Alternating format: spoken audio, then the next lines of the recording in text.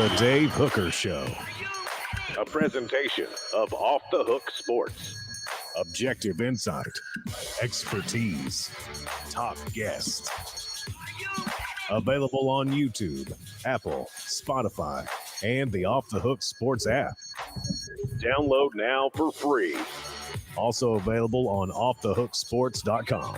I compute and obey. Now to Dave Hooker. Ready. Here we go. A lot going on, and Georgia's not going to the White House. Auburn and South Carolina might be in Tennessee's way to a full return to elite level. They're pretty close already. Why Tennessee is one of the 2 or 3 best teams in the nation with championship hopes that has to replace a quarterback. Also a changing of the guard and Big 12, Pac-12 talk. And then Drew DeArmond. He is a certain safe bet. Get it? To have on. He covers the University of Alabama, so we'll get the latest on their baseball team. And also is Tennessee to the point. He's a big-time recruiting reporter. And we'll get his thoughts. Is Tennessee now standing toe-to-toe with Tennessee and Georgia? Because I think you and I would agree, Caleb, that at some point you win those battles at least 30 to 50% of the time against Alabama and Georgia independently. You have to do that to become a true national power. And Tennessee is winning some of those battles, but I don't think at a high clip currently. Good morning, Caleb Calhoun. Good morning. How's it going? Going well. A lot going on. So let's go ahead and get it started, because I read an article about the University of Texas and what would define them in being back. So what it takes for them to be back. So I wanted to ask the very same question about the Vols. What would define that? Because there are different levels of being back. So as much as anything, I want to get your thoughts on the message board and on Twitter, as well as what would mean the Vols are back. It's today's tough question. It's brought to you by Craven Wings. Never fresh, always frozen. They've got that fantastic Saturday morning brunch at the Chodo location. So go to cravenwings.com to learn more. Great food. Today's tough question. Now, Today's tough question. Take a side. Take a stand. The Dave Hooker Show. A presentation of offthehooksports.com. okay, so Caleb, let me ask you, to be back, what would define being back in your mind? And I've got a couple of different options for you, and if you can throw it out there on the message board, your thoughts. It would be winning the East, which really there may not even be an East for much longer. So essentially that's beating Georgia right now. So we'll lump that together. Would it be winning the SEC? Would it be making the playoffs, which you can do without winning the SEC? Would it be making it to a national title game? Would it be making it to just Atlanta for an SEC championship game? And by back, I don't mean they're champions or established. By back, I mean you go into every year like you did in the 1990s and early 2000s, thinking Tennessee has a chance to make it to Atlanta and beyond. That was the mindset. I know it only happened a couple of times, 3 times in that time period that they made it to Atlanta and won national championship. But that is my definition of back, where you go into every year and you think you got a puncher's chance at the very least. So what would define being back in your mind? And then we'll go to the message board and get your all's thoughts and what defines being back. And now, Okay, Travis says next. We won over 9.5 this year. So if they win the over/under at 9.5, they're 100% back. I think it takes a little bit more than that, Travis. I'll be honest with you. I think you've got to at least get to Georgia. Caleb, you. So I wouldn't just say beating Georgia, because Georgia could have a rebuilding year. Tennessee just beat Alabama last year, and until about when Josh Heupel was hired, people would have considered beating Alabama back automatically, the same way we're considering beating Georgia now. Or Georgia to play really poorly, turn the ball over. Yeah. So the one game doesn't define it. I agree. Exactly. Heck, Tennessee football at their worst, if you look throughout the history, has some. 1959, guys, their one win over a unanimous number one team was 1959. That was a very mediocre team, known as the Stop against Billy Cannon. Go look it up. It's a great part of Tennessee football history. But so to be back, I would say a playoff semifinal, which would just be the playoff this year, but it would be a semifinal in the years after. They got to get to a playoff semifinal. That's back. And then over a 4-year span, once the playoff goes to 12 teams, they need to be in the playoff 3 of those 4 years. You can forgive them missing 1 year because think the 90s. They would have missed a 12-team playoff in 94, in 92, in 2000. But no one would have said they weren't back. Those were just kind of rebuilding years. So they got to make the 12-team playoff 3 out of 4 years and make a semifinal once every 4 years on a overall scale. Okay, so you're not placing as much of an emphasis on the SEC and a potential SEC championship game bid. Why? I think as much as I hate to admit this, the importance of conference championships are dying very, very, very fast. The SEC is about to become a 16-team conference with 8 teams. Guys, think about this for a minute. The SEC is about to be a 16-team conference with 8 teams that have won a national title in the BCS era since the BCS started. You know how insane that is? And all 8 of those teams expect to be competing for national titles every other year. And by the way, that doesn't include Texas A&M.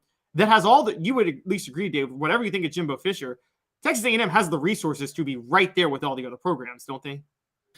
Yes, I think they're one of probably 10, 12 programs that can say, hey, we've got every bit of the facilities and cash now with NIL to make this happen. I'm going to say, to me, it's just the Georgia hurdle and winning the East. And I say that because I believe that Georgia, now, if they repod this thing, we're talking about something else. But getting to Atlanta and overcoming whatever hurdle that might be, it might be Alabama again. It might still be Georgia if they're in some sort of pod together. But to me, getting to Atlanta and playing for a championship means back. And being in that spotlight, how that would help you in recruiting, a championship on the line, and everybody is watching that. So to me, that's back. And, the other thing would be no slip-ups like South Carolina. I mean, I understand if we're having the conversation that South Carolina came out and played Tennessee really, really strong for 3 quarters, but Tennessee came back and won, we're having a far different conversation. So that's the way Tennessee was back in the day. Their talent level was so good, Caleb, that they were able to overcome flat days and great performances by the Kentuckys and the Vanderbilts of the world. And I'm not comparing South Carolina to those teams, but I am comparing Tennessee to those championship contending teams. So they have to get to Atlanta, and then I want to see what happens moving forward. I think that's all it would take to be able to win some of those recruiting battles. Now, Tennessee was able to do that in the 90s without getting to the SEC championship game. They won recruiting battles against Georgia before they even got to it. But I think that's what it takes right now, whether it's winning the East or the Southeast pod or whatever it is. I think it's getting to Atlanta. I think that's the next step. And at that point, I believe you can say Tennessee, even if they lose Hendon Hooker and all the guys that they lost and Byron Young, if they have that type of year where they lose, 5 guys in the first 3 rounds, they can still have a puncher's chance because the talent level has risen overall. So to me, it's just making it to Atlanta. What happens after that is up to Josh Heupel, but you got to make it to Atlanta. That is my big step. Basically what you're saying, and I kind of agree with you on this. I used to run when I first started at FanSide, I worked at Saturday Blitz. I'd run some different college football sites where I did previews for every team in the country. And for about 85% of them, I would place a heavy emphasis on the number of returning starters. Then I would get to Alabama or LSU, and I'd be like, okay, they only have 12 returning starters, but who cares? Right. So Tennessee needs to be there, where you don't even care about the number of returning starters. That's irrelevant because you know the guys behind them are still good. No, and if you compete and win against half the SEC, which it would be now. Again, we don't know what it's going to do with the pod thing. And you get to Atlanta, if they do a pod thing, however they do it, if you get to Atlanta, you're going to be in the playoff. You're going to, even if you lose, probably, you're going to be in the playoff and you're going to be one of the top 5 teams in the nation because that's the SEC and that's who they are. I mean, you might have another bye, but you'll get a home game in the first round, basically. Right. I mean, you might have another TCU pop up one day, but if you're in the SEC championship game, you're one of the top 4 or 5 teams probably in the nation. We're talking about currently with, and things may change with Texas, we'll see, but currently we're talking about Southern California. We're talking about Ohio State, Michigan as the other teams that could be in that outside the conference. So that right there, you know, there are 2 teams that go to Atlanta. That's pretty much a top 5. Would you agree with that? Yeah, easily. I mean, I agree. You're pretty much in the top 5. And thank God for the 12-team playoff, because this is where it's important. You'll actually still want to play in that game. Because if you just had if you had a 16-team playoff, I'm going to be honest, if you're in Atlanta, then you just rest your starters for the SEC title game. And so No. You can never rest your starters for an SEC title. Yes, you do. The conference they were going to turn the conference championship game into the conference tournaments in basketball if they keep expanding this playoff. That's just my warning. No, it's winning the SEC is almost as big as the winning the national championship to a whole lot of fans. I think that's to fans from the 90s, but I think nowadays, because of how much they've nationalized the sport, I don't think it has the same value. I don't think Georgia cares that they didn't win the SEC in 2021. I think they are glad they won the national title. I don't think Nick Saban cares that he didn't win it in 2017. I think when they get together in 25 years, by the way, the Celebrate 98 series is up. Eric Westmoreland, they're 25 years since Tennessee won a national championship. So please check that out. Hit the like button, subscribe, and we'd appreciate that. I think in 25 years when they get together, they're like, darn it, the one blemish on that run was losing to Alabama in the SEC title. I think that will stick in their craw. I don't think it will. I mean, you think it sticks in the Red Sox crawl that they didn't win the AL East when they overcame the curse of the Bambino in 2004? No. They were like, okay, we didn't win the AL East, but who cares? We won the World Series. Well, the message board agrees with you. National title outweighs SEC title exponentially. I'm just going to argue that. I think that if you win the SEC title, that's a demonstration that you were able to survive the best conference and beat the best teams in the nation. And then something goofy could happen in the playoffs. You could turn the ball over 5 times. And so exponentially, I would disagree with you, Travis, but significantly, I would definitely agree with that. I mean, it's very significant, but I mean, I think the SEC title is still something that's pretty darn awesome. So I'm not willing to write that off as just something. It's not an SEC basketball tournament, I guess is what I'm saying. I mean, it's never going to be. But the more you expand here's the thing. I'm okay. Look, for the record, I'm okay with a 12-team playoff. Right now, the conference tournament, the conference championship still does matter because you're not just you're playing for a first-round bye in the conference championship if you're playing in that. That's a huge deal. So there's something to celebrate. Plus, you get a first-round bye, so you don't have to play that first weekend of games, which I think you and I both agree. You don't want to play that first weekend if you can help it. You want that month off. Right. I agree, but man, I hate that. I hope you're dead wrong.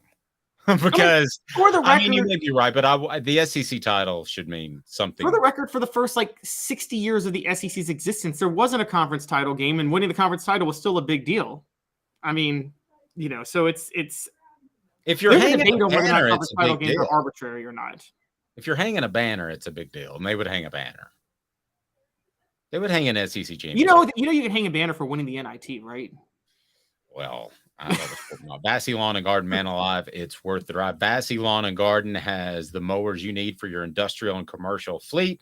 Whether you're in Nashville, Knoxville, or Chattanooga, they're in Cleveland, Tennessee, you love them. Bassey, Lawn and Garden, man alive, it's worth the drive. So you say they have to make the semifinals, which would essentially be the Final Four. So I guess my expectations now, I'm thinking that they're going to continue to grow, but my expectations for me saying Tennessee's back is able to make it to Atlanta in some shape, form, or fashion. So let's take a look at a couple of teams that Tennessee's going to have to overcome in order to do that. And that's Auburn and South Carolina. So college football transfer portal winners and losers from the spring window, and think of what Auburn and South Carolina did. I know we have a lot of South Carolina fans, and I've been eating crow for, I guess, right at 8 months. I thought Tennessee would hammer South Carolina. We all know what happened there. I thought Shane Beamer was in over his head. It doesn't look like that's the case after beating Clemson and playing Notre Dame well in the bowl game. So, and they're recruiting well, and they're pretty hot. So this South Carolina team that I've dismissed, I'll tell you, South Carolina fans, I did, and I was wrong. This South Carolina program is on the ups. I have questions if they can maintain it, but they're on the ups right now. They absolutely are. South Carolina is ranked ahead of Tennessee still in recruiting. That's a big deal. I can't stress enough. That's a big deal. Clemson, I said back in January, Clemson is a program on the slide, and I still think that. But it doesn't matter if they're declining if South Carolina is emerging and they're still both solid, because that really ices out Tennessee recruiting. Guys, Tennessee needs to be able to poach South Carolina talent if they're going to be good. They can't win without doing that. And it's no coincidence. Tennessee wins the national title, and their last SEC title was 1998. Lou Holtz came to South Carolina in 1999. Guys, that's not a coincidence. That's not a coincidence at all. They first missed out on a bowl game, like the really end of the run that they had in the 90s and 2000s. The first year they missed out, Steve Spurrier took over in 2005. They missed out on a bowl game in 2005. Again, not a coincidence. The darkest period of Tennessee football history was during the best period of South Carolina football history, the 2010 to 2013 era, and then while Clemson was emerging as one of the best programs in football. These aren't mistakes. You want to talk about slide and decline? 2003, 2004 Peach Bowl, where Tennessee lost to Clemson. Dave, I'm sure you covered that game. Yes. You don't think that had a huge impact on Tennessee recruiting in South Carolina when that game happened? It's funny you mention that. I don't think that single games usually have big impacts, but I thought that one did. I thought that kind of showed you the direction of both programs. And I thought that was a very significant loss. That's probably only one of 5 games in 15 years of covering recruiting that I would put as that made a big difference on the recruiting trail, because most kids don't really look at one game for the most part. Yes, exactly. They don't. And this was one, though, where Tennessee's on thin ice they're hanging by a thread trying to keep South Carolina kids. And this was a big deal when they lost that. And the thing that was crazy was everybody knew Tennessee was the better team, but everybody, I'm sure you knew, Tennessee did not want to be in that game. They thought they had a chance at a BCS Bowl, and they were top 6 team, and they're stuck playing an unranked Clemson. And, just ever since then, it's been a big deal. So, yeah, South Carolina recruiting is a big deal. Tennessee's got to blow them out this year. They've got to prove that South Carolina was a fraud last year.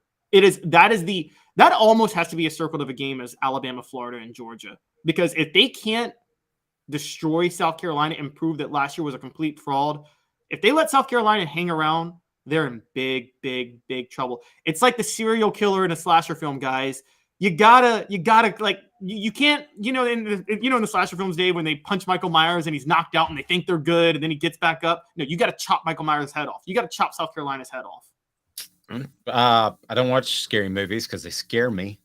But my wife loves them. I've never understood the point of scary movies. I'll jump on the biggest roller coaster and have in the world, but scary movies, I'll take your word for it.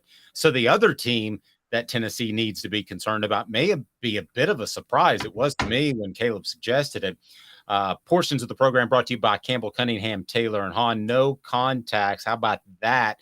And also no glasses. I can see far. I can see near thanks to my LASIK surgery. They do cataract surgery as well. And they've got the individual eye locations that they can take care of your eyes just with the annual checkups that we all need. So Auburn, a transfer portal winner, and yes, that's almost an understatement, as Auburn brings in a quarterback, Peyton Thorne of Michigan State, a wide receiver, Caleb Burton from Ohio State, offensive lineman Jaden Muskrat, I just like him because of his name, from Tulsa, outside linebacker Jalen McLeod of Appalachian State. So, the kid out of Appy State, and I would think the Muskrat guys are guys that are going to have impacts because you've been able to see them at the college level. Do they get their next quarterback in Peyton Thorne? But I was a little bit surprised that you suggested Auburn as a hurdle for Tennessee. Why? Auburn's a recruiting hurdle. Tennessee and Auburn recruit similar areas. And I want to go back in history on this one too. 1993, Terry Belton takes over Auburn. They go 11-0. You remember that year, I'm sure, Dave, right? When they went 11-0, couldn't play for it. Okay. What was underrated about that was that program was sliding because they had just gotten wrecked with probation. And because of that, recruiting suffered majorly. To quote a former president, recruiting suffered bigly. Okay. And Bigly? Did a president use bigly? Trump used to say that a lot. It was that's not a word.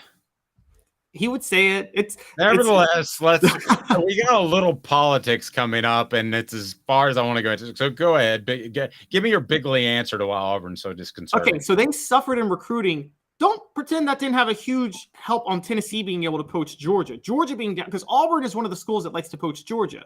So Tennessee poached Georgia a lot in the 90s without competition from Auburn, and Georgia was obviously not competition because they were struggling. So that was a big deal. Again, Tennessee wins the SEC championship in 1998.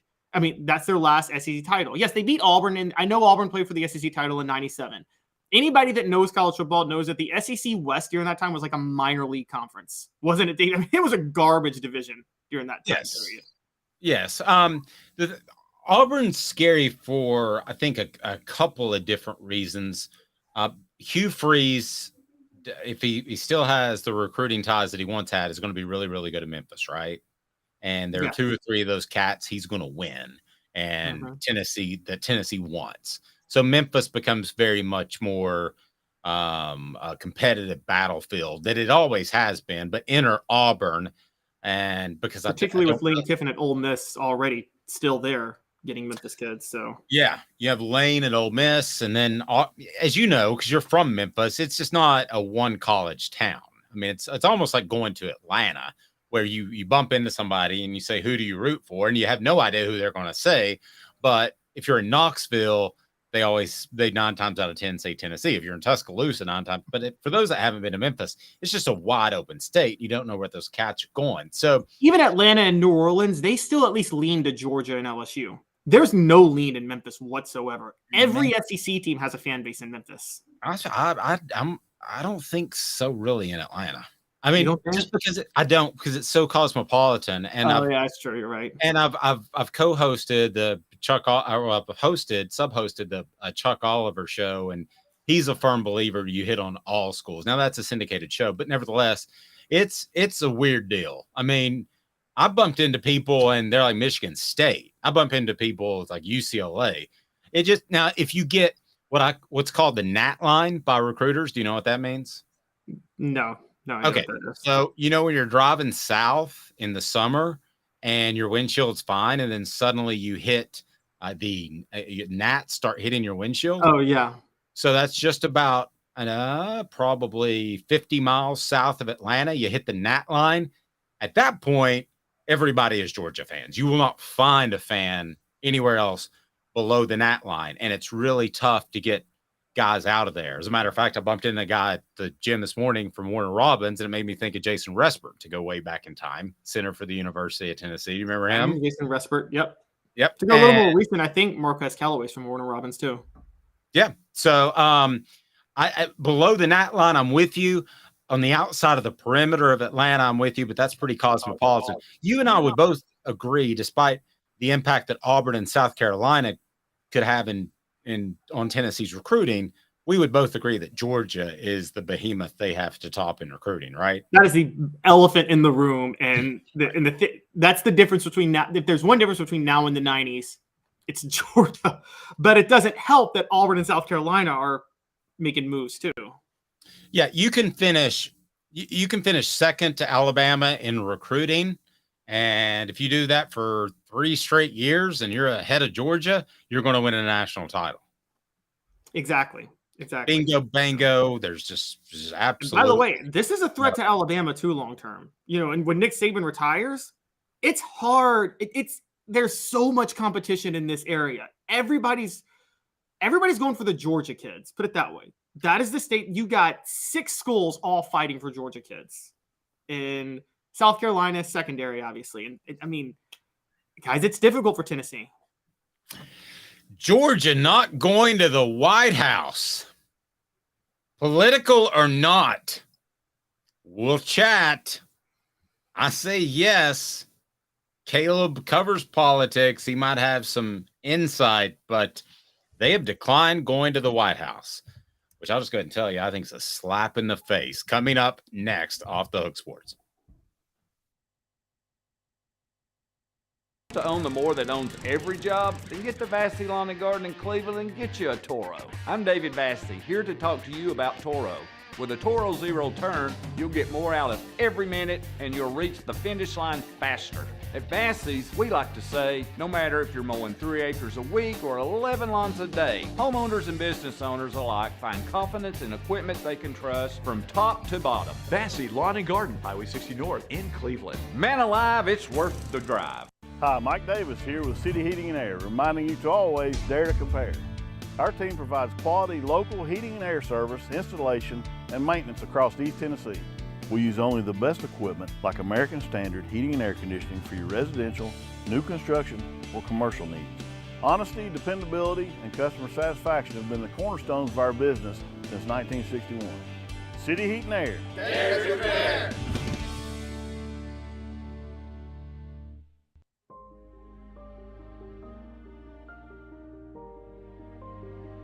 Our family has been creating one-of-a-kind pieces of jewelry in West Knoxville since 1986.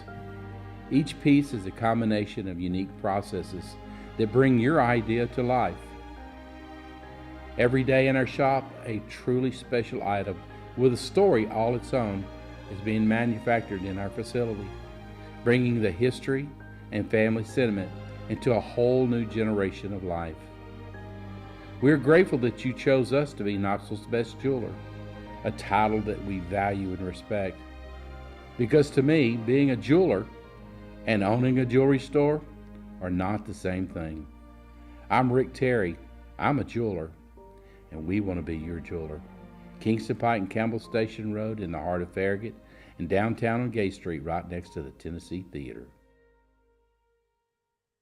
With all that sun, sand, and salt water, the beach is a very relaxing place. Unless you wear contacts. Ow! Open your eyes to the best the beach has to offer with LASIK vision correction from Campbell Cunningham Laser Center. Ah. You're listening to The Dave Hooker Show, a presentation of OffTheHookSports.com. The internet is full of pictures of each and every one of you.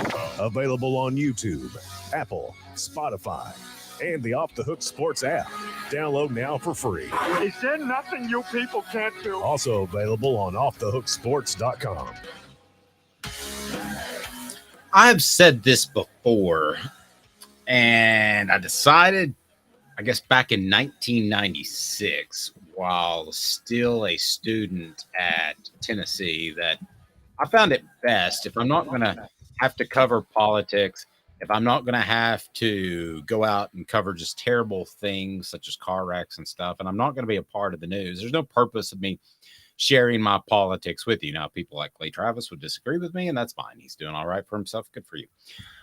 And I'm not going to do that now. So this really has no bearing on whether or not I'm left, right, liberal, conservative, whatever I may be, because I certainly don't want to get into that.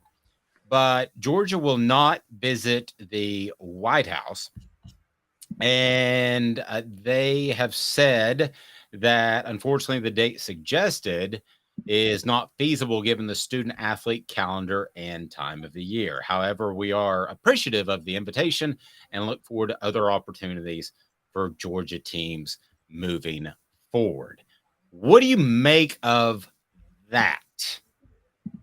just in and of itself, Caleb, I want you to begin.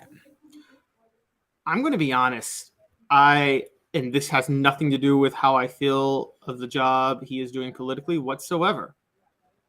I put this on the White House more than Georgia. Most White House invites. Now we have one commenter saying that June trips aren't unheard of. Clemson did it in 2017, and that's true. But the vast majority of White House invites are in March and April for college football teams. You can go back and look at it. It's always in the March to April range. Heck, Clemson in 2019 went in January, right after they won it. They want those things done earlier, or either right before or right after spring practice. It is right in the thick of the summer and summer workouts. And I think it's the day after, I believe, the UConn men's and LSU women's basketball teams are set to visit the White House. For some reason, the Biden White House decided to cram all these invites in the middle of June. And look, that's a really difficult time in football. Particularly, let's talk about this, Dave. People who want to bring up Clemson doing it in 2017. The recruiting calendar is different nowadays. And let's be honest, in June, you're working round the clock recruiting, are you not, if you're a coach? You are, yes. And summer workouts have begun. I think this has everything to do with the calendar. I can't believe I usually don't take things people say at face value. I always think there's a nefarious motive or a lie here. I think in this case, it's a thing at face value. If I were to, just to point it out, I don't think it's a political thing for Georgia to reject it. One, Georgia's representing a state that did vote for Joe Biden in 2020. And I don't think any of their players, let's be honest, most college athletes don't care about politics at all. And so I don't think it's about a feeling of them. So I think the Biden White House made a real big mistake scheduling it on June 12th. Okay. Again, I don't want to get into the politics, whether it's Trump or Biden or whoever it might be. Okay. But I am going to disagree with you on one thing. And I'm going to disagree with the statement that Georgia threw out there. This is a bunch of bull. Okay. They could make it happen if they wanted it to happen. They could put together, if Stetson Bennett doesn't want to go because he's got off-season workouts and he went there last year, I totally get that. And if some other guys don't want to go, I get that. But you could put together a contingent to go. I believe firmly that you owe this to our nation. I believe this is a big part of it, to go, at least as an institution. And Caleb, you talk about recruiting and all that. Sure.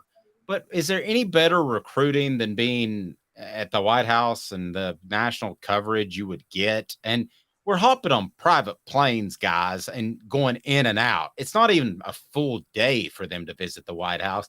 I find it quite frankly disgusting that any team turns down the White House. And if an individual has strong convictions about a president, then fine, that individual doesn't have to go, and it doesn't have to be a big deal.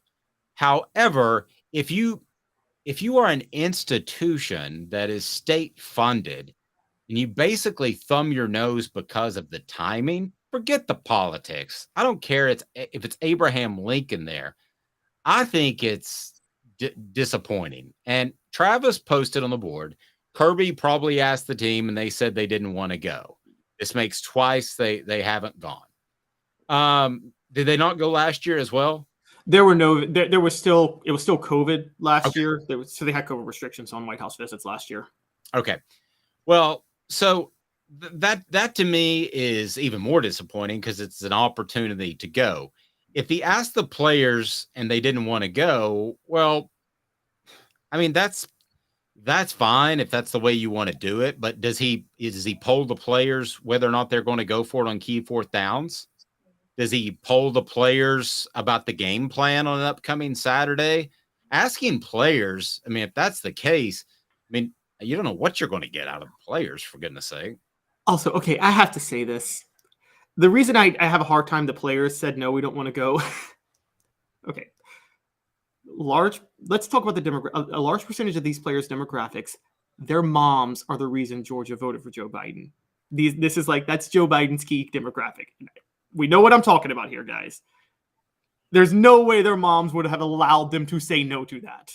Let's just be honest, okay? I mean, who would say no to go to the White House? I mean, that to me is, I've been fortunate enough, thanks to Heath Schuler, I've toured the Senate and been able to do all of that, Capitol Hill, but I didn't get to go to the White House. I'd love to go to the White House. I've heard it's actually kind of a dump, falling apart, but I would love to go to the White House. And I mean, short of some crazy dictator who took away any ability to have a democracy or a free market society, I'm going to the White House. I don't care who the president is. There's been presidents I didn't like, but I'm going to the White House, Caleb. And I think for Georgia in particular, to not at least cobble together 6 team leaders or something and take a trip up there, I can't help but think it's somewhat political. I mean, I know you said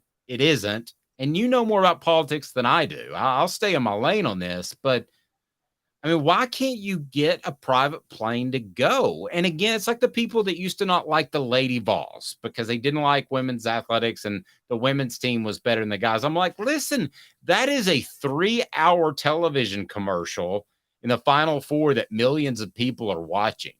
So this would be not as big, but it would be covered by national media. And it certainly would be covered big time in the Atlanta area. It helps in recruiting. I just think it's dumb with a capital D. I will say from a recruiting perspective, I actually am coming around to your side that it may hurt. I mean, because I think, look, this gives a vibe of where Kirby Smart lands politically, fair or not. And that probably doesn't jive with a lot of people he's trying to recruit. I'm just going to be honest, guys. Okay. Do you think it? So you think it may be political? We are speculating. I don't know. I actually don't think it is political. I think it may have been a mistake because it gives off the vibe that Kirby Smart leans a certain way politically. And you don't ever, you know this, you don't ever usually want to give off that vibe. And so it's kind of one of those things where it's tricky. The most famous wading into politics, I kind of distinctly remember, Mike Leach waded into politics a lot, but Mike Leach was never at a school where he needed to recruit the top talent, obviously. And Steve Spurrier, I remember when Steve Spurrier went on a rant about the Confederate flag at College Game Day? I do not remember that, but it was his second year at South Carolina, and I think it was South Carolina hosted Tennessee for College Game Day, and Spurrier went on a rant about the Confederate flag being shown in the background for College Game Day, and he said it was embarrassing for the state and the university. I think that had a lot to do with there are certain kids that he's trying to recruit at South Carolina that probably feel a certain way about the Confederate flag, whether or not you agree with it. That was probably premeditated and orchestrated, and he wanted to gain something out of this. I don't think there's anything to gain. I would be incredibly disappointed if Kirby Smart or the athletic director had political issues with Joe Biden or any other president, and they decided not to go on the kids' behalf. I mean, listen, I know a lot of former players, guys. I mean, I know a lot of former players that essentially the greatest part of their life is done when that last college game is over. They're not going to have another opportunity to do something like go to the White House. And to me, it's really disappointing. I'm sure there's some guys that wanted to go. You know what I think it is? Again, speculating. I think it's back to what you said. It is recruiting. And Kirby Smart thinks that the recruiting calendar is just that important. It was June the 12th, right? Yeah, June the 12th. Okay, what day of the week does that fall on? If you can look that up for me, because that's what I would be curious about. And if it comes down to recruiting over going to the White House, I think you're being short-sighted. I think that's crazy. I mean, Georgia is not a national brand like Southern California or Notre Dame or even a Texas. It's close, but you make yourself into a national brand when you win a couple of back-to-back titles. You make yourself a national brand when you get that type of exposure. So he's got on a Monday, for the record. It's on a Monday? Yeah, it's on a Monday. Well, I mean, if it was on a Saturday during one of their big recruiting camps, maybe. But this to me is, I think it's disrespectful to America. I'll be real honest with you. I think Georgia has absolutely thumbed their nose at the United States of America. You could at least cobble together a dozen players, and Kirby Smart could fly up there. It's literally going to be like a 6-hour trip. And it's during a quiet period in recruiting. Thank you, Elias. Is there such thing as a quiet period in the summer in recruiting? No, not really, but there's such a thing as a cell phone. So it's not like he's going off to the North Pole to play with penguins. Right. No, I get what you're saying. I see what you're saying. And I mean, I think, look, overall, from a strictly sports standpoint, I think this actually hurts him in recruiting more than it helps. I'm with you on that. I think this backfires in multiple ways, quite honestly. Takes away a certain level of exposure, and it gives off a vibe of where you lean politically. Fair or not, that you don't like giving off that vibe because that can hurt you recruiting. I think most coaches, we're never going to learn where Josh Heupel stands politically, are we? We're never going to even get a hint of where he stands. He's not going to ever let us know because he wants to recruit everybody. And so he's never going to let us know that. Yeah, I just I was really disappointed. If Tennessee did that, I would be incredibly disappointed. And I think the SEC should have applied a little bit of pressure to get them to go. I'm not a big fan of somebody looking over somebody's shoulder, but that to me is a really big deal and really disappointing. And again, I think of the kids. A lot of these kids are never going to have this type of opportunity again. Like I said, I was fortunate enough to know Heath Schuler, so I got a complete tour. I got like a crazy good tour, and it was awesome. And my kids may never get that opportunity again, but they were with me and they took the tour. And to say if I'd have said no because I don't like Heath's politics or I don't like the current president's politics, they would have missed out on that. And that to me is very, very unfortunate. I guarantee you there are some players on that team, Caleb, that are like, darn it, man, that'd be really cool. Oh, there are plenty. I think there's a lot of players on that team that may have wanted to go. So, and I mean, to give an example, Philip Fulmer, based on some things I know and given where he's from, I'm sure he probably leans to the right politically, which is fine. I think most people that are worth millions do lean to the right. Exactly. Okay. But that didn't stop him from welcoming Al Gore into the locker room when Tennessee won the national title, even though Al Gore was probably on the other side of him politically. And, I'm sure I know Al Gore invented internet databases. Yes, exactly. And on the other side, how could you recruit without Al Gore inventing the internet? You could. Exactly. And then on the other side, I've heard stories that I think Nick Saban actually does lean to the left politically. Doesn't stop him from visiting the Trump White House, or he visited the Bush White House in 2005. So I get your point. It was, for both of them, it didn't matter, the partisan leanings of the administration at the time. By the way, I don't have any confirmation on either of those things, but there's circumstantial things that lead me to believe Philip Fulmer leans right, Nick Saban leans left. That's all I'll say. Yeah, I mean, and that's fine. But still, I don't care if it's Ross Perot. I mean, who can forget that? Ross he Perot united the country. What's that? I said he might have united the country finally.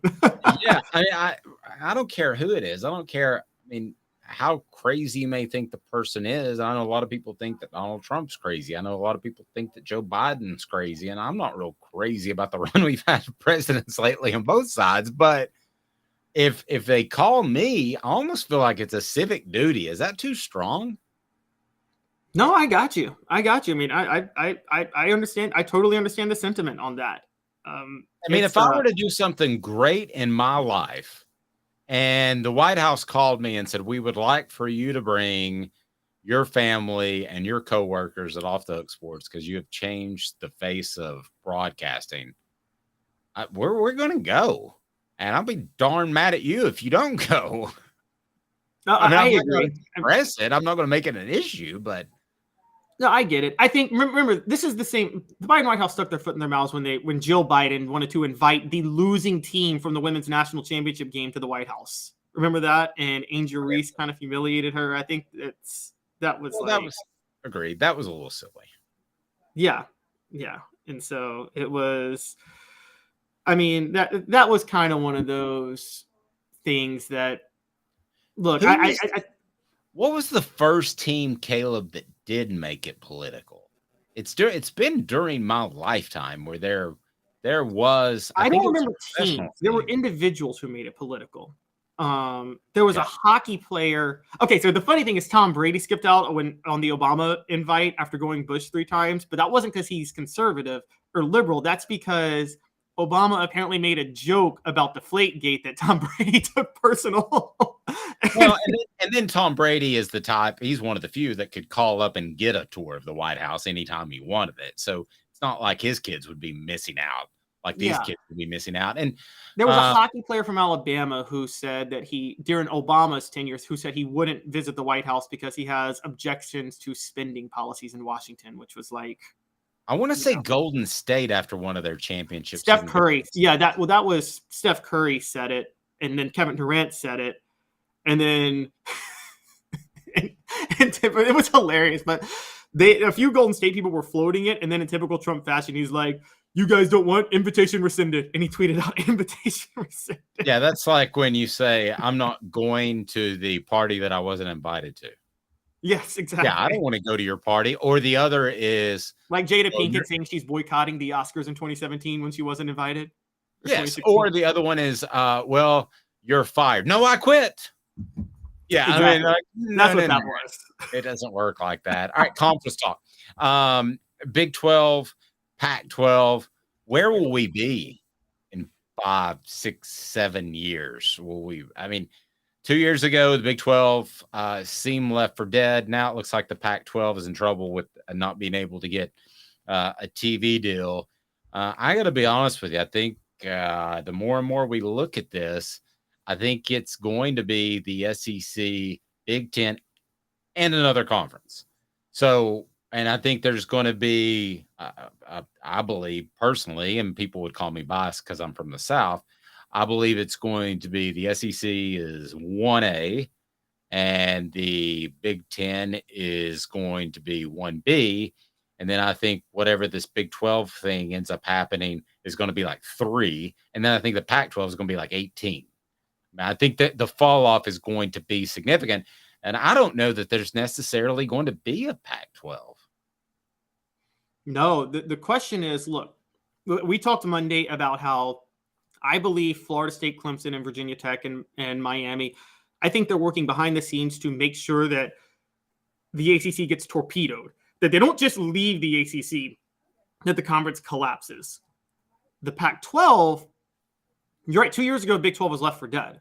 But the Pac-12's TV contract was up the same second that the Big Ten poached USC and UCLA, which has left the Pac-12 in they can't find a TV deal that they want. I don't know if you noticed, like ESPN has decided we don't really care to carry Pac-12 Tier 1 games at this point.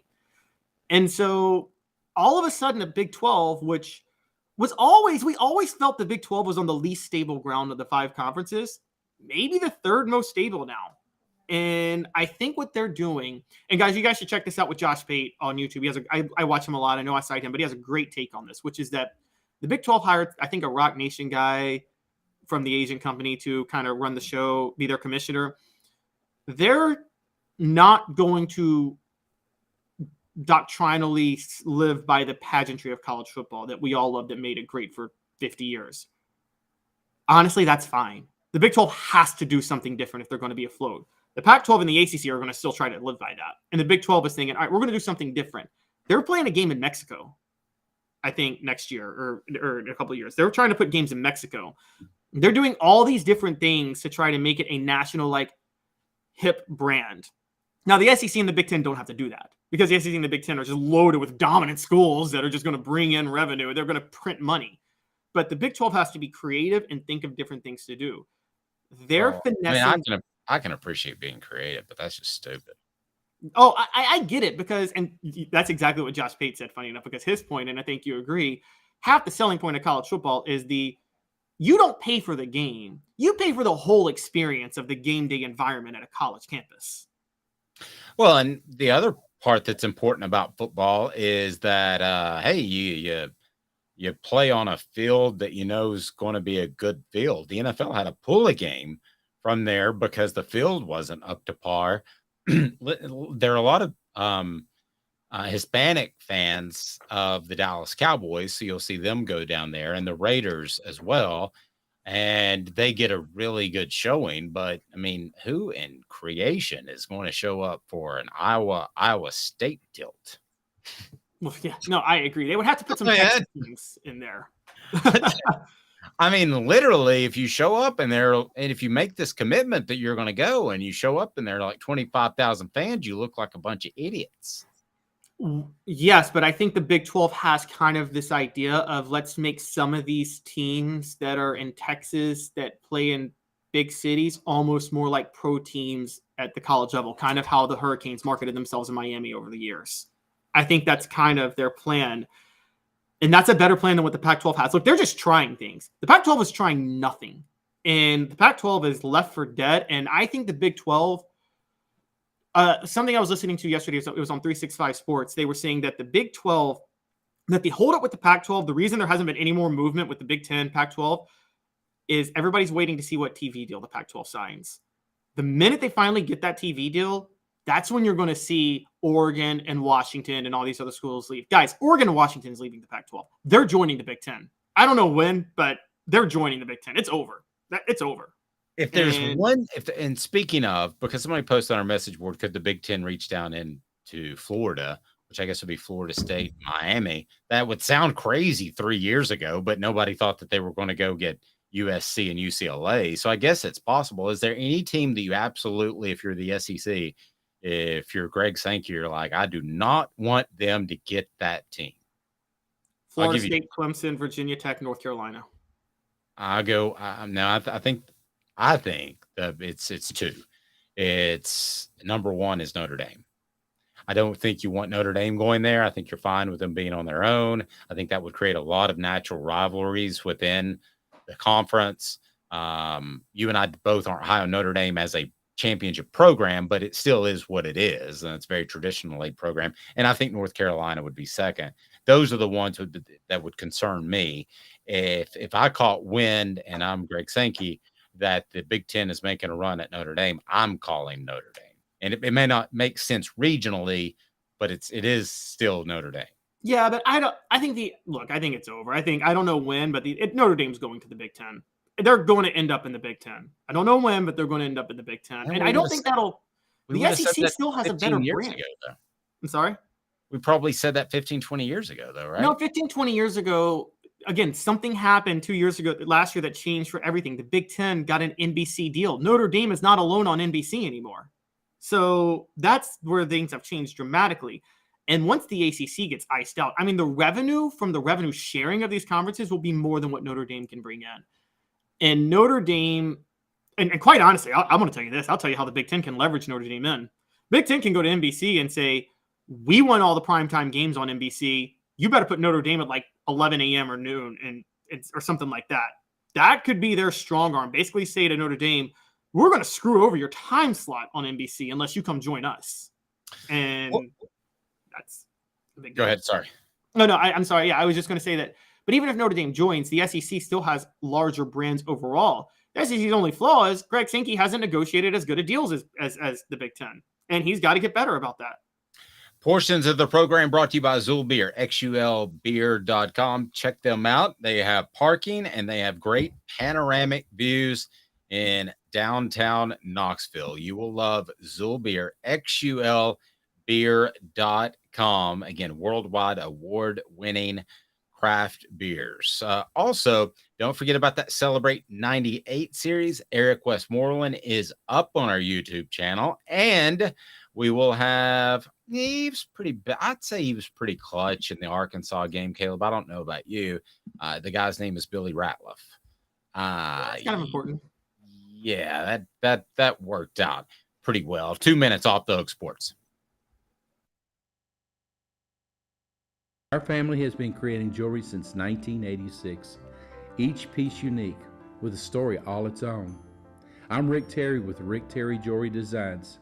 I'm a jeweler, and I want to be your jeweler. We're grateful that you chose us to be Knoxville's best jeweler. My family and staff look forward to serving you. So please come see us. Kingston Pike and Campbell Station Road in the heart of Farragut. in downtown on Gay Street, right next to the Tennessee Theater. Hi, Mike Davis here with City Heating and Air, reminding you to always dare to compare. Our team provides quality local heating and air service, installation, and maintenance across East Tennessee. We use only the best equipment like American Standard heating and air conditioning for your residential, new construction, or commercial needs. Honesty, dependability, and customer satisfaction have been the cornerstones of our business since 1961. City Heat and Air. Dare to compare. With all that sun, sand, and salt water, the beach is a very relaxing place. Unless you wear contacts. Ow! Open your eyes to the best the beach has to offer with LASIK vision correction from Campbell Cunningham Laser Center. Do you want to own the more that owns every job? Then get to Vassey Lawn and Garden in Cleveland and get you a Toro. I'm David Vassey, here to talk to you about Toro. With a Toro Zero Turn, you'll get more out of every minute and you'll reach the finish line faster. At Vassey's, we like to say, no matter if you're mowing 3 acres a week or 11 lawns a day, homeowners and business owners alike find confidence in equipment they can trust from top to bottom. Vassey Lawn and Garden, Highway 60 North in Cleveland. Man alive, it's worth the drive. These mountains hold and defend a spirit far better than moonshine. A drink that holds flavor that becomes necessity. A hard cider made and relished by folk who are as hearty as they are legend. A refreshment that can only be found in one place. With a taste that makes you say, give me 3 bottles of the good stuff. Tennessee Cider Company, where necessity can be found. Who's this guy? Hello, who is it? The Dave Hooker Show, Who? a presentation of Off the Hook Sports. What? YouTube, Apple, Spotify, and the free Off the Hook Sports app. Back to Dave Hooker. Your Tennessee Cider Company there, that latest advertisement, and we are so proud to have them as a sponsor of all that we do, in particular the Celebrate 98 series, and it is up now with Eric Westmoreland, something you might not have known is our own Fred White, who joins us each and every Friday. At one point was homeless, and he was hosting a radio show, and a decision was made by him. I can purchase the airtime, or I can pay my rent. And it was a very, I thought, touching story in which Corey Larkins, who you may remember, Caleb, saw Fred in his car. And Fred's a hardworking guy, cut a couple of tough breaks. And Corey said, call Eric Westmoreland. And he did. And there was immediately a place to stay. And you're going to see that once again paid forward by Fred, because Dwayne Goodrich, the former cornerback, was in a very tough position as well, and Fred was there for him. Just the Celebrate 98 series, we're going to talk a lot about football, but Caleb, it's some of the stories that I've been blessed enough to uncover that really are the great part about that team and the bond. That's something that is bigger than a clutch 4th down call. Yeah, it is. It's one thing you love about that team. Again, I talked to them Monday. Just they had a uniquely tight bond, and that's why I compared them to the bad boy Pistons of the '80s. Because when the NBA was loaded with superstars like Michael Jordan, Magic Johnson, Larry Bird, here is this one team that has none of those guys, that is massively hated because they're standing in the way of those guys, and they bonded together and won 2 titles. And here's Tennessee. They're not the sexy team this year because they've lost Peyton Manning to the NFL. That year, Ohio State, I remember, was the number 1 team. Ricky Williams was the phenom superstar that everybody wanted to pay attention to. And they just come from out of nowhere and win it. And, I mean, they did it. I think where the bond comes is, and I remember watching this on Sunday, or I'm sorry, previewing it on Sunday before we put it up last night. There were stars that they went head-to-head with throughout the year. Donovan McNabb to open the season that were bigger names than anybody on their team, and they got the best. The most notable is, they talked about it on the show, Dwayne Goodrich took Peter Warrick one-on-one. Peter Warrick was the phenom star of that national title game. This was going to be his NFL-style game where he was going to show everybody to the world he was awesome. Dwayne Goodrich takes him one-on-one the whole game, holds him to 1 catch for 4 yards and has a pick 6. The star of the game, other side, Peerless Price, 4 catches, 199 yards and a touchdown. And that was a team all year. And you know that Tennessee also didn't isolate guys. So for Dwayne Goodrich to say, I want you, was a big deal because they didn't take a defensive back and just put them on one receiver. That's not what they did. They, they played side to side, right and left. And for him to say that was a really, really big deal. And you talk about the Peerless Price catch. I mean, the guy who made that call was Randy Sanders, and that was his first game ever as an offensive coordinator because David Cutcliffe had gone to Duke. So you start getting into those stories are phenomenal. Yeah, I think you meant Ole Miss, not Duke, with David Cutcliffe. Oh, yeah. He didn't. Yeah, or Eli Manning would have had a very different career at Duke.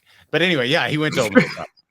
Yes. Are we in agreement that if David Cutcliffe stays at Tennessee, does Eli Manning end up at Tennessee? Was the Manning family that tied to Cutcliffe? No, I don't feel strongly about it. I think that But Ole Miss wanted to make sure, right? Well, you got to remember that the Mannings care about the way they're viewed. It's very important to them. And I think that the blowback from Peyton going to Tennessee, it doesn't mean it's going to affect their decision, but I think the blowback was a little bit more than they thought it would be. Yeah, it was just natural. I mean, you were going to have with Eli and his work ethic and David Cutcliffe and how smart he is in putting together an offense and developing a quarterback, they were going to produce a top half of the first round pick at the very least. Nobody knew it was going to be number 1, but yeah. So I don't think Ole Miss was I think they could have hired the wrong guy. I think if they would have hired Ed Orgeron at that time instead, I think Eli Manning would have gone elsewhere. But I think they always had the lead because of the blowback that Tennessee got from Peyton deciding to go to Tennessee. I do think they had the lead. But when Eli signs up, when David Cutcliffe signs up, it's a no-brainer, right? Yeah, it's a huge no-brainer then. I've just always been curious about that because they hire Cutcliffe the year before Eli Manning is being recruited, and then they fire him the year after Eli Manning leaves. And it just seems so obvious why they what David told me about that is that they wanted him to make a bunch of coaching changes, and that was his family, and he didn't want to part with as many coaches as they wanted. And also when you do something like that, it's really risky that you're going to be able to get those guys all on the same page in a short amount of time. So it would have been risky for his future. He knew when you fire a bunch of coaches or you fire a coordinator that struggled the previous year or previous couple of years, you basically have 1 year, right? That's like your last chance. You just played the last card. So I don't think that David was willing to do that for a number of reasons, but his contention has been all along that it wasn't because he was fired necessarily. It was because he would not get rid of his coach. Let's go to a very special guest. I'm excited to talk to Drew DeArmond of 97.7 ESPN. He also is with Tighter Insider and a great host, but also does a great job covering recruiting as well, which I know can be a grind. Drew, how are you, sir? Good, Dave. How are you guys? Welcome. Glad to be with you. So I think I got it figured out. Looks like, thank God, cell phones are reliable, but sometimes old iPads aren't. But thanks for being patient and having me on the show. Yeah, we appreciate it. We may be a couple of years of this ahead of this technology, but we're going to get it figured out, or I don't know. Somebody will figure it out. Hopefully, Al Gore invented the internet, like we talked about earlier. So maybe somebody can invent even more. But I did want to visit with you at a couple of things, Alabama. So you cover recruiting extensively, Drew, and I'm just curious. When I look at Tennessee's recruiting right now, it's offering guys early. It's getting guys that they think they can develop. But at the end of the day, they've got to beat the Georgias and Alabamas for the key guys. Probably more Georgia than Alabama. But just as an overall, you covering recruiting, how close do you think Tennessee is in on some of the big guys that Alabama is after and really factors, or does Tennessee still have a ways to go? Well, I think they're definitely on the right track. I mean, I think Josh Heupel's done a remarkable job in his short time in Tennessee. I mean, first of all, what he did was he developed a lot of the guys that maybe hadn't been as productive as they'd hoped earlier in their careers under Jeremy Pruitt. I think Pruitt brought in some good players, but the coaching situation maybe wasn't ideal, especially from an offensive standpoint. He did a great job with the way he's developed personnel, and then of course the key is getting the quarterback spot figured out, and he did that with Hendon Hooker, who I still said last year, and I still say, I know he only went in the third round, but I only go on what I watch in college football. I know they don't really – they draft guys a lot on even potential, even in the NFL.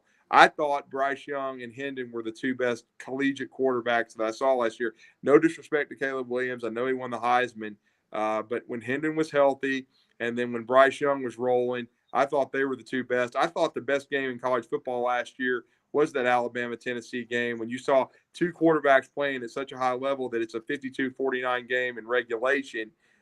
Neither one of them were a Heisman finalist. I thought was insulting. And really, I've been saying on my show, Talking Ball, that they really ought to revamp the Heisman process because I thought it was ridiculous. I know Hendon got hurt, but he was still one of the best players in the country. And so I think that when you look at it, at the end of the recruiting class last year, at the linebacker spot and along the D-line, Tennessee got a couple of those difference makers that the Alabamas and the Georgias were pursuing. That's what it's going to take for Tennessee to become consistent. Now they're not going to be able to sneak up on anybody. They kind of did last year, but one of the hardest things to do is continue to feed the beast. But they're certainly well on their way to doing that. And what he's doing offensively with Nico Iamaleava, and as you see, I've been practicing that because that took about 6 months to master. But he's going to be, I think, a guy that's going to have a bright future at Tennessee. And really that wide receiver, the Cedric Tillman development, the Jalen Hyatt development, for so long when I was growing up, Tennessee was wide receiver U, and that had kind of fallen away, but it's coming back.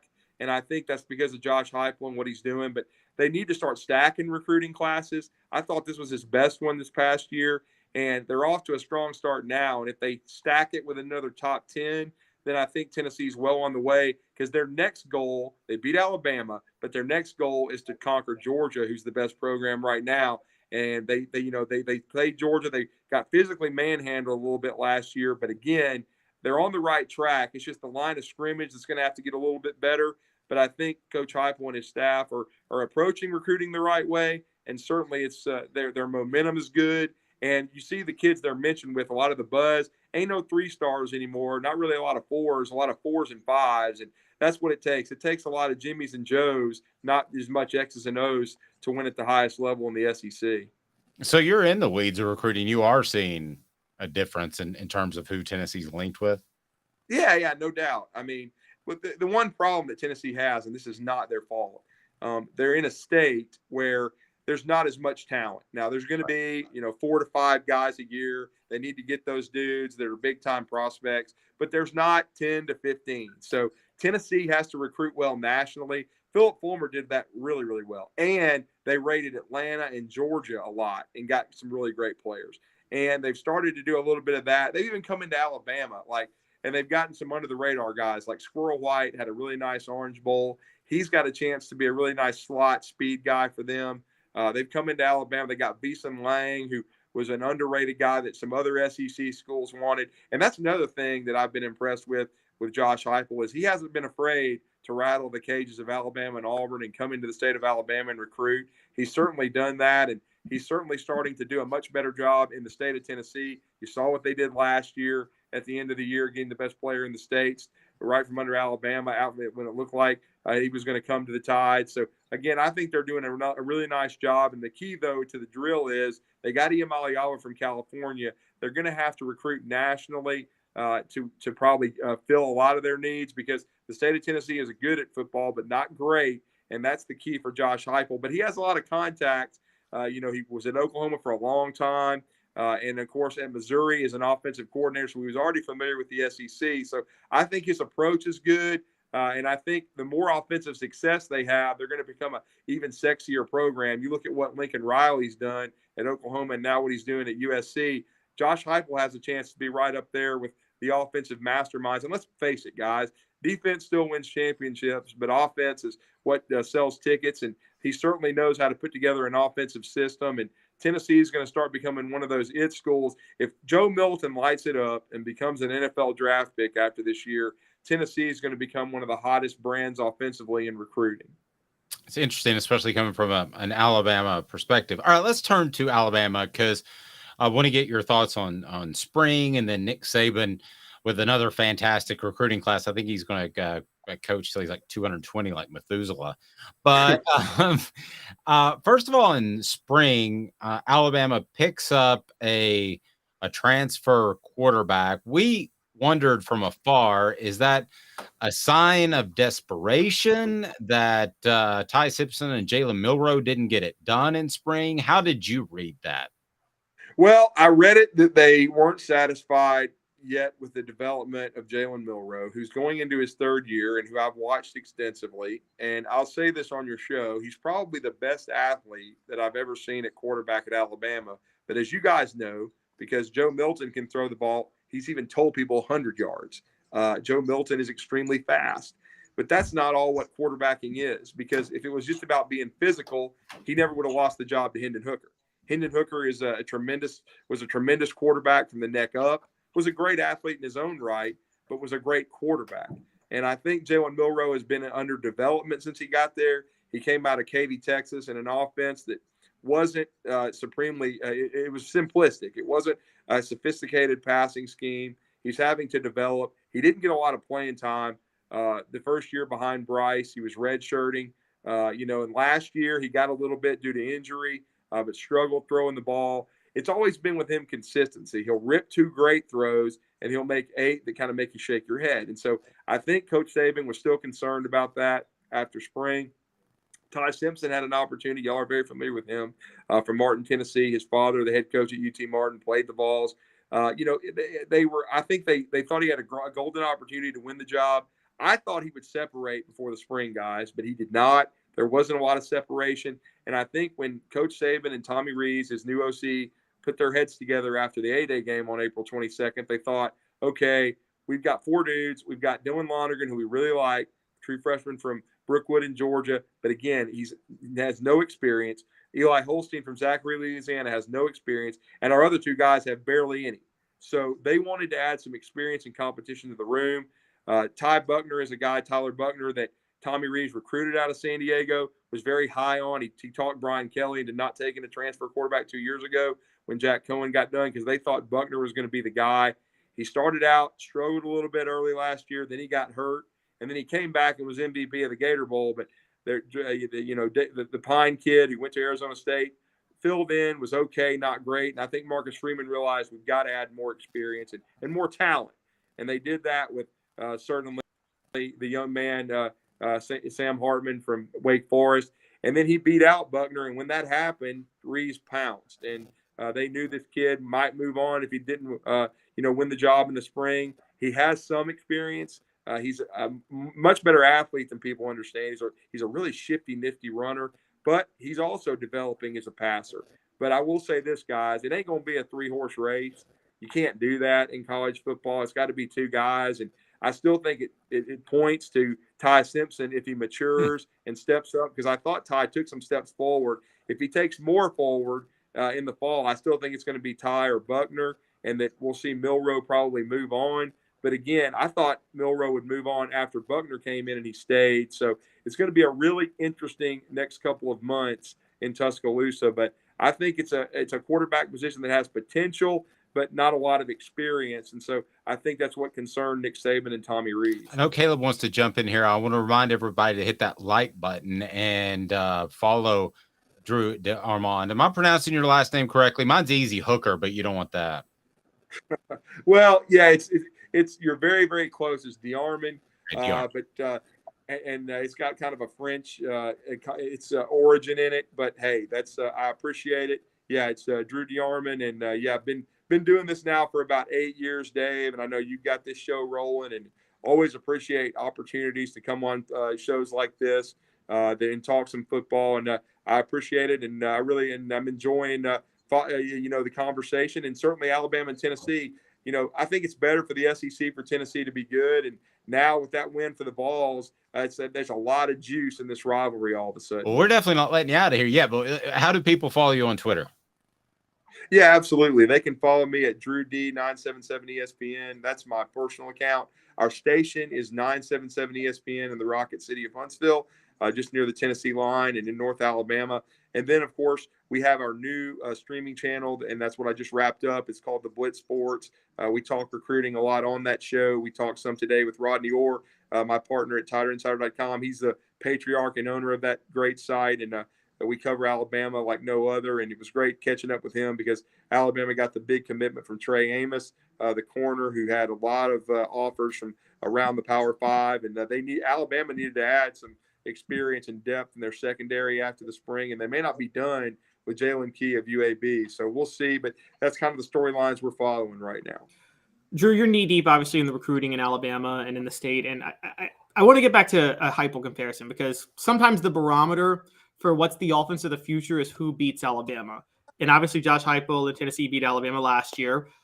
But, 9 years ago, 10 years ago, there was that Cal College on the other side of the state that Bear Bryant likes to refer to him as, which was Auburn. When Auburn beat Alabama in the 2013 famous Iron Bowl, there was this idea at the time. Gus Malzahn had the cutting edge offense. And there was the idea that he was going to change college football.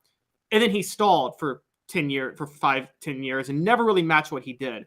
How can you assure Tennessee fans that the same issue won't happen with Josh Heupel, or will it, where it just stalls after a splash of a year? Well, I thought Gus Malzahn's biggest mistake, guys, and I'm sure you guys followed his career at Auburn, which lasted, I think, 8 seasons. But, during that time when he beat Alabama in 2013 in year one, and then scored 44 points the next year. He had Nick Marshall at quarterback, who was a dual threat, who gave Alabama all kind of problems. And matter of fact, that 2013 game you're referencing made Nick Saban go back and change his offense and realize, okay, if we're going to hurry up, no huddle stuff, and they're not going to call the ineligible lineman downfield, I've got to adapt. We've got to score points. That's what it's about now. We can't play wad ball, is what he used to refer to it as, tight formations and trying to run the football all the time and game managing. We got to become more dynamic. He brought in Lane Kiffin. He changed his offense. And the next Iron Bowl, if y'all remember in Tuscaloosa, even though Blake Sims threw 3 interceptions, it was 55-44 in an arena football game, which so Nick Saban had to change. If Josh Heupel sticks to his principles, and I thought that's where Gus Malzahn did not. He started trying to recruit drop back guys, and I thought guys that didn't give Alabama as many problems because they didn't make plays with their legs. He just got away from his, and I think he got too predictable too offensively. If Josh Heupel continues to evolve, if he continues to recruit the Nico Iamaleavas, if Nico's as good as people say, and plus if he can get Joe Milton rolling, because Joe stayed, kind of like the Jalen Hurts situation. Many people thought, is Joe Milton going to stay, even though he'd already come from Michigan? But, Josh Heupel recruited Joe Milton hard when he was at UCF. I think he'd always wanted this kid. He convinced him to stay. He watched Hooker develop. Now he has a chance to put up numbers. The key is going to be to the drill being good this year and stacking seasons on top of each other. If you develop 2 quarterbacks and then Nico Iamaleava heading in, to the 4th year becomes a great player, then much like Alabama transformed themselves and has become a quarterback destination for great players and 5 stars, Tennessee will too. It's not going to take long, and Tennessee's on their way already to becoming a sexy school offensively. But I will say this though, I think Tim Banks has done an underrated job defensively, but they've got to take the next step because they didn't rush the passer quite as well as they wanted to a year ago. They weren't as disruptive. They didn't force as many turnovers, and they've got to become better defensively because that's their key to beating Georgia, because they've got to become better along the line of scrimmage, better at rushing the passer. And if they can beat Georgia and get to the college in the SEC championship game, then they're going to be in the college football playoff. And even then, now, really, for Josh Heupel, everything's about timing. This expanded college football playoff is really going to help him where he's got this program going. Because I've been joking on my show that the rest of America, and I'm talking about non-SEC people, and there are a ton of haters out there, their heads are going to explode. Because I'm just telling you, with a 12-team playoff, there is going to be a great chance for 4 SEC teams to be in every year. I agree with that. Drew, I said this 10 years ago, and obviously I was wrong, but I thought that Alabama was on the decline at that time because Nick Saban was getting a little bit older. And I just thought at some point with his turnover in this coaching staff that you run out of good guys to pick up the phone and call. And we're in a situation now where he had to replace both coordinators, but the recruiting's been great. I think the entire SEC, other than Alabama, would like for Alabama to be on the decline. And Georgia has gotten the best of them recently, but are they on the decline or is Georgia just that good? No, Georgia's the best program in the country right now. I mean, I was critical of Kirby early in his career, but you can't be right now. I mean, they're the 2-time defending champions. They were 15-0 last year. Now I will point out they're 1-7 against Alabama. Now they've won once, right? Not 3 or 4 times now. And Alabama had some injuries that were key in that win, but Georgia won the game. That's all that matters. And then Georgia went 15-0 last year, and they didn't have to play Alabama. They whipped LSU in the SEC championship game. They were able to survive against Ohio State. C.J. Stroud really kind of did what Bryce Young did. Just Ohio State didn't pull the game out because I don't think Ryan Day is as good a coach as Nick Saban. But certainly you got to give Georgia credit. They played their best game at the best possible time against TCU. And so far, Kirby has been able to be the one Nick Saban assistant that's been able to reach the highest level. There's been so many like Will Muschamp, Jeremy Pruitt that have not, but he certainly has. And I don't think Alabama's on the decline, though, yet. I think their talent is still really good. They went 11-2. They lost to a Tennessee team. Let's not forget, if Tennessee beats South Carolina and finishes the year with 1 loss, they're in the college football playoff last year, in my opinion. But they got an injury at the back and played a poor game against South Carolina at a bad time. And so they still ended up going to the Orange Bowl and they won. So it was a quality Tennessee team. You lose on the road in the last game, and then you lose to LSU, who Alabama was better than. They should have beaten LSU. But it was the one time that Alabama didn't play very well. Bryce still wasn't 100%. And I'll give Brian Kelly credit. He went for the win. He didn't want to get into overtime with Bryce Young. They won it on the last play, and it kept Alabama out of the playoff. Now, if this had been an expanded playoff, probably both Alabama and Tennessee were in a 12 team, but it's not. So Alabama missed it. But I've seen this with Nick Saban before. I know he went back and kind of went back to the future with Kevin Steele, but I think it was a good move. I think Pete Golding had run his course. He was a good defensive coordinator, not elite. And Nick Saban's defense had slipped, and he knows that. And the key with him, coaches never come back with the same staff ever at Alabama from one season to the next, but he always seems to have his finger on the pulse and knows when he has to change things. He knew that in 2013, and I think he knew after this past season that with the personnel they had and what they had returning, that they had to get back not to wide ball. They're still going to spread it out, but they got to get back to playing more physical on both lines of scrimmage, because that's the only way they're going to beat Georgia, because Georgia right now is the bully on the block, but Alabama had to go back to their core values, which, Kirby has, learned everything from Nick Saban, but now Saban kind of paying homage to his pupil by knowing they got to get more physical as well. Drew, before we let you get out of here, I wanted to bring up the Alabama baseball gambling scandal you guys have been covering, and Todd Bohannon being fired. One has hit Iowa now too, with Iowa and Iowa State has a bunch of players suspiciously betting. How serious is the Alabama one, and how big of a deal is this with college athletics in general with the legalization of sports gambling? I mean, overnight you're getting betting scandals everywhere. Well, you are, and it's a product of NIL. And what I mean by that is these players are getting paid. I think a lot of them at major Division I universities and SEC schools, probably 1 through 85, is averaging $25,000 per player. Now, not everybody's making the millions Bryce Young's making, but they've got money in their pockets And you got, look, guys, I'm on your show, but you see all these podcasts popping up, and they're sponsored by Bet Rivers and FanDuel and everything else. And this stuff is easily accessible. And these kids sometimes don't make great decisions, and that's probably what's happening in the Iowa situation. I was even talking to a former college coach this past week, and he had been on not the Division I level, but a lower level, and they had to have a meeting with their team because guys were taking advantage of these FanDuels and things of that nature and betting. So it's a very dangerous and slippery slope. It's something that's going to have to become, Nick Saban, Kirby, I'm sure Josh Heupel, they're going to have to start having meetings with their squads, and it's going to become a daily topic to monitor. And even for someone in the athletic department to have that unsavory job of trying to monitor everything, but it's become very real.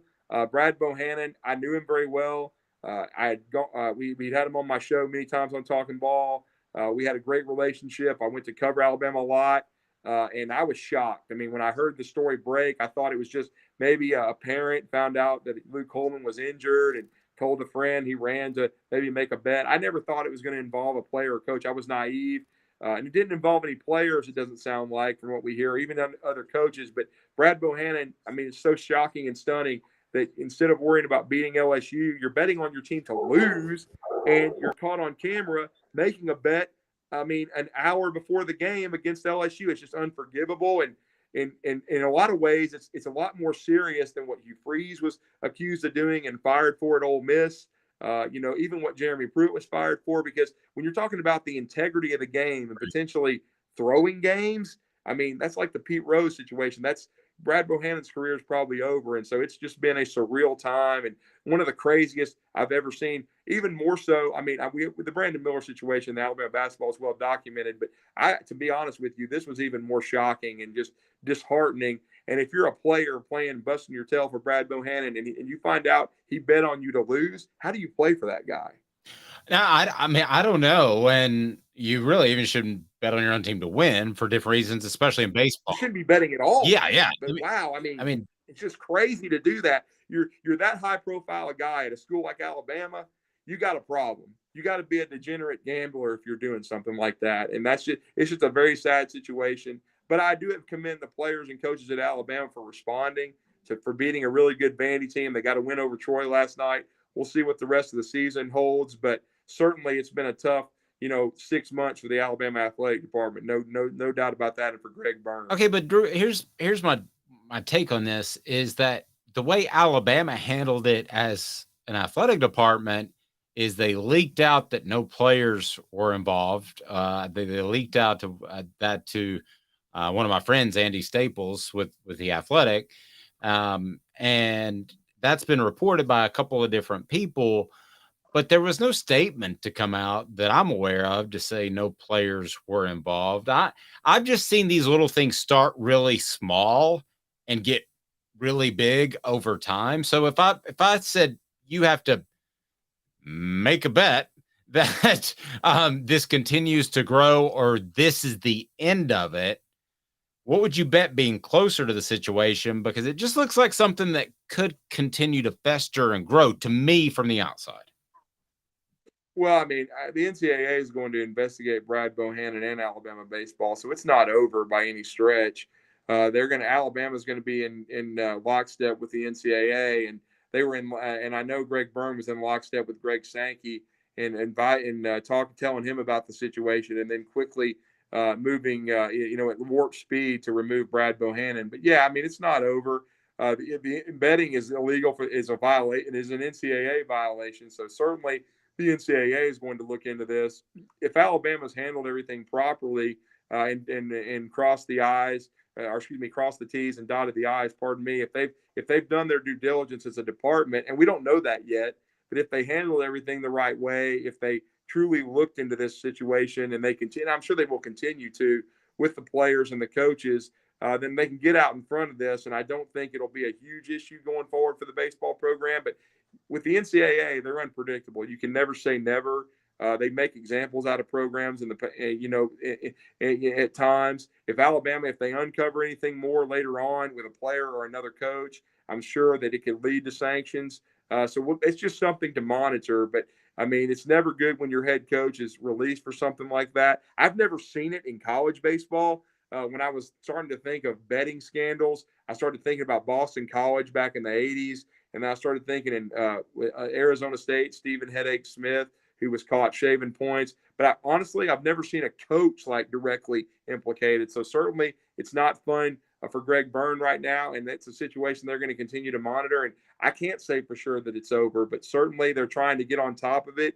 And it's probably a situation that will linger on into the summer and when they're trying to make their hire. It'll be interesting to see what kind of effect it has on Alabama as they try to either promote Jason Jackson if Alabama makes a deep postseason run, or if they do what I think they're going to do and have a national search. But certainly it's going to be interesting to see how all this shakes out with what's going on at Iowa and Iowa State and at Alabama. Drew, great stuff. Again, how do we follow your work? Yeah, Drew D 977 ESPN, 977 ESPN on the station, and at the Blitz Sports for our streaming channel. And you can find all our content on our SoundCloud page as well, Dave. And really appreciate the extended conversation with you and Caleb, and continued success with your show. And hopefully we can be on again to talk some Alabama. And it's going to be a big game, Alabama and Tennessee, coming up this year, coming up in the fall at Bryant-Denny. Going to be an electric atmosphere, I'm sure. And two of them, maybe the top 4 teams in the SEC hooking up. Great stuff, buddy. I'm sorry to keep you this long, but you have a fantastic afternoon. The info was fantastic. Thanks, guys. Appreciate it. Thanks, Drew. Drew DeArmond. I think I did better on the name that last time. Caleb, do you think it's over? The betting stuff? Yeah, the gambling. No, I think I don't know with Alabama, but we've just scratched the surface. This is going to become a gigantic issue across so many different. No. I mean specifically Alabama. Oh, specifically Alabama. I don't. Right now, it only seems to affect Brad Bohannon because I think he pulled his ace for the game. So yeah, like it was a strained back. Yeah. So right now, it seems to only if it was involving players, you would just tell your players to go throw it themselves. You wouldn't pull starters where you wouldn't hamstring them. And so I don't think it's over. If I handed you $1,000 and you had a bet, it's over or not. I would bet it's not over. I'm with you. It's not over. I think there's going to be more. I just don't know how deep it goes. I don't know if it goes. I don't know. By not over, I mean somebody else involved. Yes, I think someone. I don't think it's over. Someone else is involved. I don't know. I don't. But I'm not sure we just scratched the surface of it. I think we're pretty deep in. I just don't think it's over. Well, there's so many of these stories, and again, like I've mentioned before, Caleb covers politics that start with like a little bitty something, and then over weeks, there's like, whoa. This is a massive something. Yes, and this is why Congress needs to get involved. I know everybody's like, Congress needs to stay out of everything. They need to get involved in this. This is blatant insider trading that's going to affect every single sport and so many jobs. They need to pass a uniform standard where if you bet on a sport you are involved in at all, you face federal prison the same way someone who is guilty of insider trading faces federal prison. Period. End of story. No questions asked. Your pet deserves to feel better, whether or not it's digestive issues or arthritis, or maybe it's social or car ride anxiety. They got the chill pills at crafttreats.com with CBD. They also have other fantastic craft treats and pet snacks that your cat or dog will love. But the CBDs will really help your pet feel better. Use the promo code Off the Hook. The promo code Off the Hook. Get 20% off. crafttreats.com. That's crafttreats.com. We will talk to you tomorrow. He's Caleb Calhoun. I'm Dave Hooker. This has been a presentation